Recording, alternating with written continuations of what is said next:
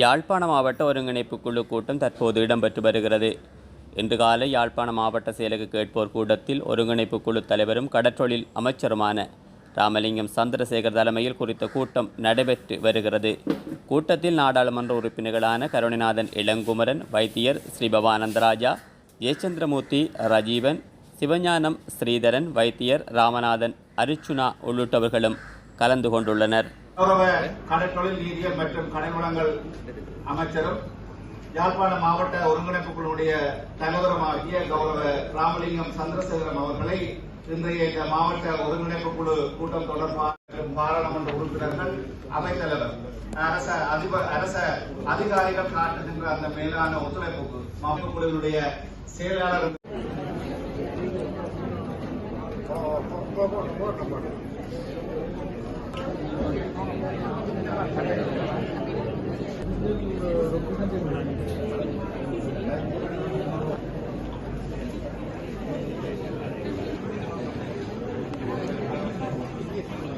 ஒருங்கிணைப்பு குழு கூட்டத்திற்கு தலைமையாக வருகை தந்திருக்கின்ற வடக்கு மாகாணத்துக்கு 5000 மில்லியன் ரூபாய் ஒதுக்கீடு செய்யப்பட்டிருக்கின்றது.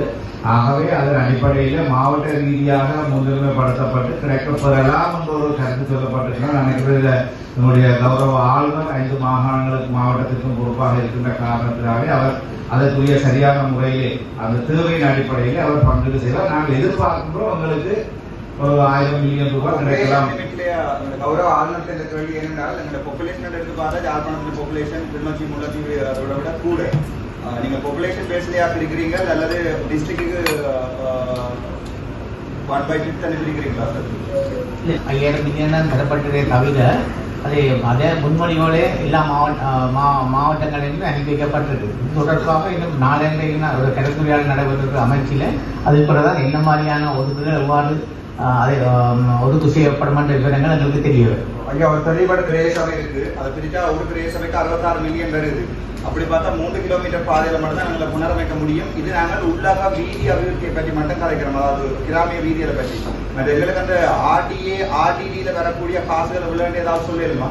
எங்களுடைய யாழ்ப்பாண மாவட்டத்தில் எங்களை பொறுத்த மட்டும் இதுக்கு ரெண்டும் வருது. இந்த கிராமிய வீதிகள் இல்ல, மாநகர பொறுத்தவரையில வீதி அபிவிருத்தி திணைக்களமும் மற்றது கிராமிய இந்த பெரிய சபைக்குரிய மாநகரக்கூடிய வீதிகளும் அதுக்குள்ள ஒரு மங்களால 3 கிலோமீட்டர் மட்டும்தான் ஒரு பெரிய சபையில போடக்கூடிய. நாங்கள் கிட்டத்தட்ட 5 கிலோமீட்டர் வரையான தான் ஒரு பெரிய சபைக்கும் கொடுக்கிறாங்க. ஆகக்கூடாது 5 கிலோமீட்டர் தான் சொல்லப்பட்டது பெரிய சபைகள்.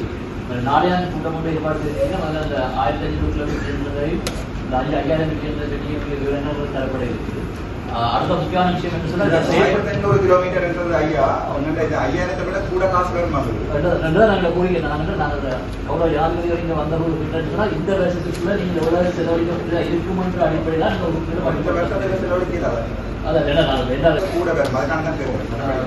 என்னோட முக்கியமான விஷயம் கௌரவ தலைவர் சொன்னா, நாங்கள் எங்களுக்கு கடந்த காலங்களில் சொல்றேன் என்ன போறீங்க மொத்தமாக பட்ஜெட்ல இருக்கிறது 250 மில்லியன் என்னதான் குறைஞ்ச மாகாண சபை, அதாவது எல்லா மாகாண சபையில வந்து பார்க்க முக்கியமா கிழக்கு மாகாண சபையை விட இந்த குறைஞ்ச நிதி ஒதுக்கப்படுது. யாழ்ப்பாணத்தில் நிதி ஒதுக்க திணைக்களத்துக்கு 900 மில்லியன் ஒதுக்கி இருக்கு. அதுல 5 வர நான் சொல்ற மாகாண சபைக்குள்ள மாகாண சபையில எல்லைக்குட்பட்ட வீதியில புனரமைக்கிறதுக்கு மட்டுமல்ல, மாகாண சபைக்கு மொத்த கேபிட்டல் எக்ஸ்பெண்டிச்சருக்காக 250 மில்லியன் தான் போட்டிருக்கணும். அதுல 1500 கிலோமீட்டர் ரோட்டையும் தாண்டி 5000 மில்லியனை தாண்டி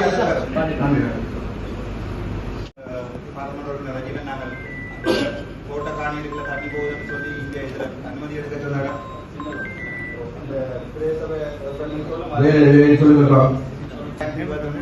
நாங்கள் இந்த வேதத்தின் தொடர்பாக கலந்துரையாடல் கௌரவ ஆளுநர் குறிப்பிட்டது போல கலந்துரையாடலின் பின்னர் பிரதேச செயலகங்கள் அந்த முன்னுரிமை பட்டியலில் முன்னுரிமைப்படுத்த அந்த உங்களுடைய பிரதேச ஒருங்கிணைப்பு குழுவின் அனுமதியோடு நீங்கள் இதை முன்வைத்தால் நாங்கள் அதை எங்களுடைய ஒருங்கிணைப்பு குழுவில் நாங்கள் அதை அனுமதி கிடைச்சிருக்கா? ஓகே. ஏற்கனவே கனகாலமாக வந்து நாங்கள் நேவிக்கு அந்த பணத்தை கொடுக்குறோம். நேவி தான் அதை முதல் ஏற்கனவே எஸ்டாப்ளிஷ் பண்ணினது அவர்கள் அதை திருத்தி தருவார்கள் சொல்லி அதை திருத்தி போட்டு மக்கள் தான் அதை பாவிப்பார். அதனால ஒரு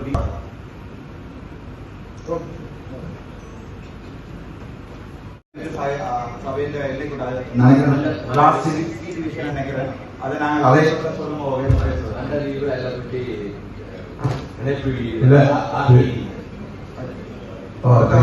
வேலனை அழுத்த வேண்டும். அதுக்கு விஷேடமாக அங்கிருக்கின்ற பிரதேச செயலாளர்களுக்கு பொறுப்போடு இருக்குது. உண்மையிலேயே இந்த இடத்துல இப்ப நீங்களும் இதுகளை முன்மொழி இந்த எஜெண்டாவுக்கு நாங்கள் போட்டுக்கொள்ளாத நினைப்பீங்க. அதாவது நாங்கள் முன்மொழிஞ்சு இருக்கின்ற வேலை திட்டம் இருக்கின்றது. அப்ப அந்த முன்மொழிவுக்கு அப்பாலான வேலை திட்டங்கள் செய்ய வேண்டி இருக்கின்றது. அதில் அவசரமாக செய்ய வேண்டிய வேலை இருக்கு. அப்படியாக இருந்தால் நாங்கள் இந்த மற்ற வேலைகள் பின்னுக்கு போட்டு அந்த வேலைகளை கொண்டு கண்டுக்கலாம். அது எந்த பிரச்சனையும் இல்லை. சரியா? அந்த மண்டதீவு பூமுடி பாதை நினைக்கிறேன் அடுத்த திட்டங்களுக்கு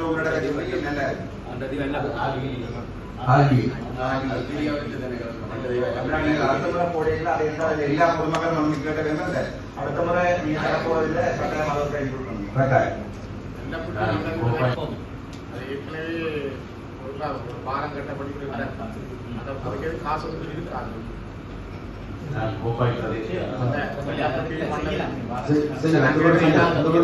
இதுவரையும் ஏதாவது கண்காணிக்கப்பட்டு இதுதான் நிதி தேடவும். 1500 கிலோமீட்டர்ல வராதா? 1500 அப்ப பாரத அமைச்சர் அதற்கு எங்கள்ட திட்டம்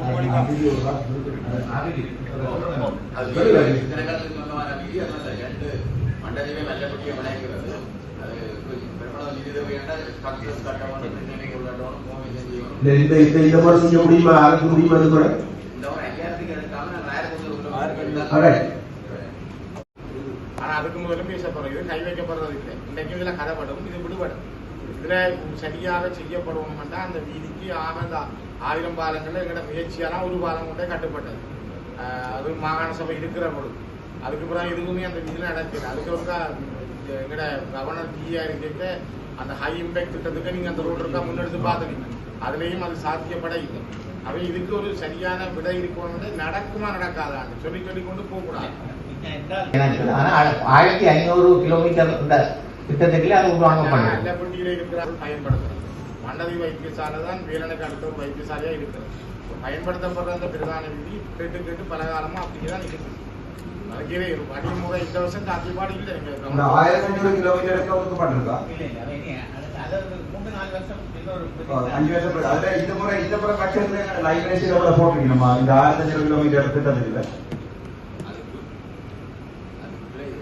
5000 ஒரு பண்ண முன்னே இருக்காரு. இல்ல கிராமிய அபிவிருத்திக்குரிய 5000 மில்லியன்ன்றது தனியே. உங்களுடைய அந்த 1000 கிலோமீட்டர் பாதைன்றது அந்த 5000 மில்லியனுக்குள்ள வராது. அது வேறையாக எங்களுடைய கௌரவ ஜனாதிபதியின் உரையில தனியே சொல்லியிருக்கிறாரு. 1500 மில்லியன் வட்டுபாலுக்கும் 5000 யாழ்ப்பாண கிராமிய யாழ்ப்பாணத்துல வடக்கு மாநிலத்துக்கு கிடைக்கும். அது தவிர உங்களுக்கு 1000 கிலோமீட்டர் அந்த ப்ரொஜெக்ட்ல இந்த வருடம் எவ்வளவு ஒதுக்கப்பட்டிருக்கிறது தெரியாதா? நாளைக்கு ஒரு மீட்டிங் இருக்கு. அதுல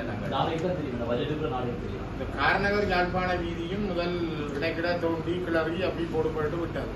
இப்ப சும்மா டச்சப் பண்ற மாதிரி மேலால பூசி முழுகிற மாதிரி இருக்கு. அது ஒரு நிரந்தரமான வீதியா நடக்குமா அல்லது இப்படி ஒரு பூசலா தான் முடியுமா? பட்டுப்பட்ட சந்தியிலிருந்து காரநாடு சந்தி வரைக்கும் ரோடு போடுறது. இப்ப சும்மா அதை தட்டி இப்ப பூசி முழுகிற மாதிரி போய்கொண்டு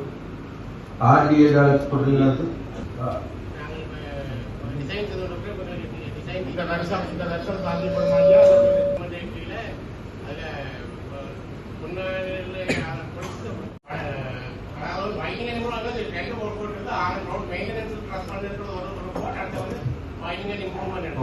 மொத்த மில்லியன் எவ்வளவு என்றால் எங்களுக்கு 70 கிலோமீட்டர் வித்திரமா அவ்வளவு கிளாஸ் என்ன கிளாஸ் ஏயா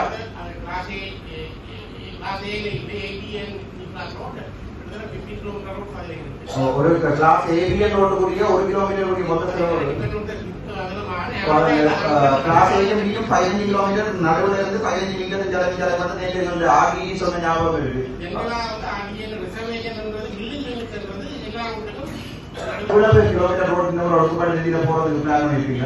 15 கிலோமீட்டர் வந்து ஃபைட்டிங் அண்ட் இம்ப்ரூவ்மெண்ட்லையும் கிட்டத்தட்ட 6 கிட்டத்தட்ட 6 கிலோமீட்டர் வந்து அது வந்து மலைக்கான கூடுதீவில இதை வந்து காங்கிரஸ் வந்து 0 to 2 1 கிலோமீட்டர் மற்ற 5 to 1 கிலோமீட்டர் அதே மாதிரி நவம்பர் மினிப்படிப்பட மீட் வரதா சித்தங்கனி காரணம் மூலபாதை கூடிய ஆடிட்டி சித்தங்கனி காரணம் மூலபாதை அடியேண்டதா சித்தங்கனி பாதை காரணம் மூலபாதை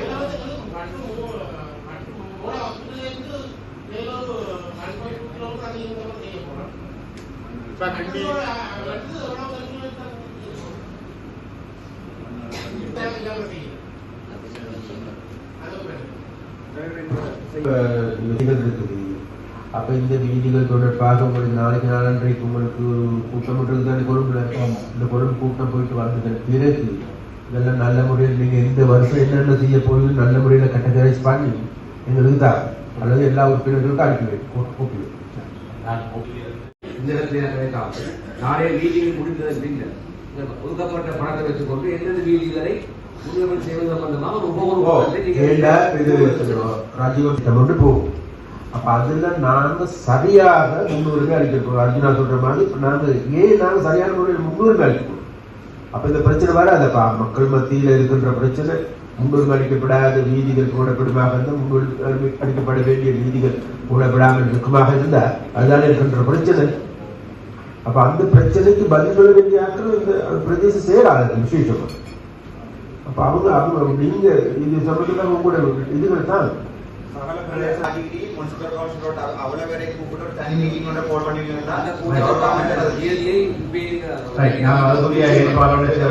பிரதேச செயலாளர்கள் பிரதேசத்திலே எங்களுக்கு தேவையான வீதிகளுடைய கிலோமீட்டருடைய அளவு இதுவரையிலே ஒரு பெறமட்டான அளவிலே நாங்கள் தயாரித்திருக்கின்றோம். அந்த வகையிலே 2120 கிலோமீட்டர் வீதிகள் திருத்தப்பட வேண்டும் என்ற ஒரு அறிக்கையை நாங்கள் பிரதேச செயலாளர்களுக்கு பெற்றிருக்கின்றோம். வீதி அபிவிருத்தி அதிகார சபை, வீதி அபிவிருத்தி திணைக்களம், உள்ளூர் அதிகார சபை, அதை விட விவசாயம் மற்றும் மீன்பிடி சார்ந்த வீதிகள், அதை விட பதிவு செய்யப்படாத வீதிகள் உட்பட 2120 கிலோமீட்டர் வீதி அடிப்படையான தரவுகள் இருக்கின்றன. அதை அடிப்படையாக வைத்துக் கொண்டு நாங்கள் மிக விரைவில் அந்த கலந்துரையாடலை ஏற்பாடு செய்கிறோம்.